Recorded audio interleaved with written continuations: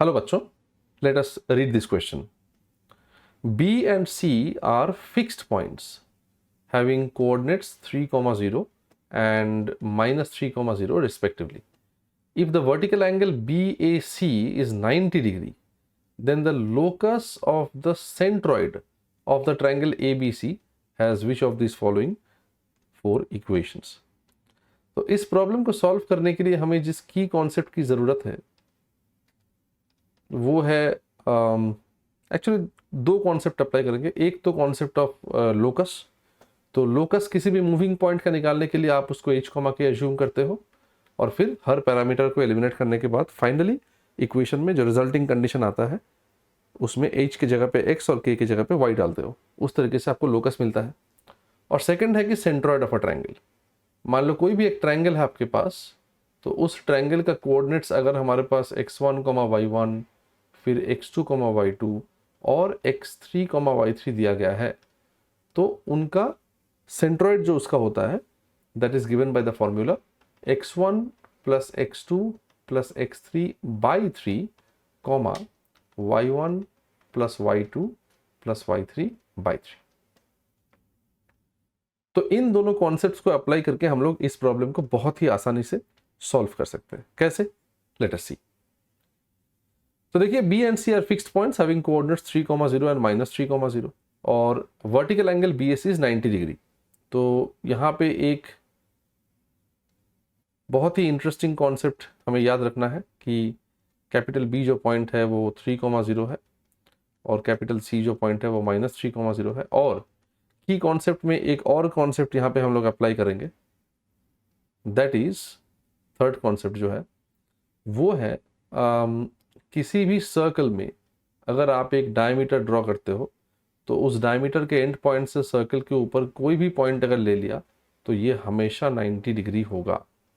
और उसी कॉन्सेप्ट को अप्लाई करते हुए यहाँ पे देखिए बताया गया है कैपिटल A जो है वो एंगल BAC 90 डिग्री होगा। तो वो कब हो सकता है? जब आप एक ऐसा सर्कल ड्रॉ करोगे जिसका diameter will be given by BC। तो BC डायमीटर अगर हो गया तो ऑब्वियसली BC का mid point is the origin 0, 0। सो एक ऐसा सर्कल है जिसका सेंटर इज द ओरिजिन और जिसका रेडियस हो गया ऑफ कोर्स 3 यूनिट्स। मैंने थोड़ा सा घुमा के लिख दिया इसको। एनीवे ये एक्स एक्सिस के हिसाब से नहीं ड्रॉ किया मैंने, बट हाँ -3, 0 टेक्निकली स्पीकिंग वो लेफ्ट में होना चाहिए था, बट नॉट अ प्रॉब्लम। तो यहाँ से देखो हम लोग इस प्रॉब्लम को अभी कैसे सॉल्व करेंगे। बहुत ही आसान है। हमें G का लोकस निकालना है। G मतलब सेंट्रॉइड। तो सेंट्रॉइड को हम लोग G को ऑब्वियसली h, k मानेंगे and this is also equal to, देखो A जो है वो हमें नहीं पता क्या है, तो we don't know what is the point A, तो A निकालना पड़ेगा, राइट? कैसे निकालोगे?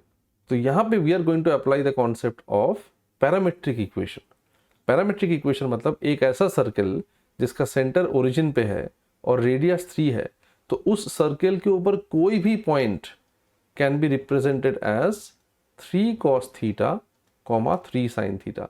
ये पैरामेट्रिक रिप्रेजेंटेशन हो गया। तो इस पॉइंट कैपिटल A का कोऑर्डिनेट्स हमें थीटा के टर्म्स में मिल गया 3 cos theta, 3 sin theta. Obviously theta is a parameter, मतलब थीटा को हमें हटाना है। ऑब्वियसली हम लोग sin square theta plus cos square theta equal to 1 use करेंगे। तो देखो G हम लोग निकालेंगे यहाँ पे अभी ये सेंट्रॉइड का फॉर्मूला अप्लाई करके 3 cos थीटा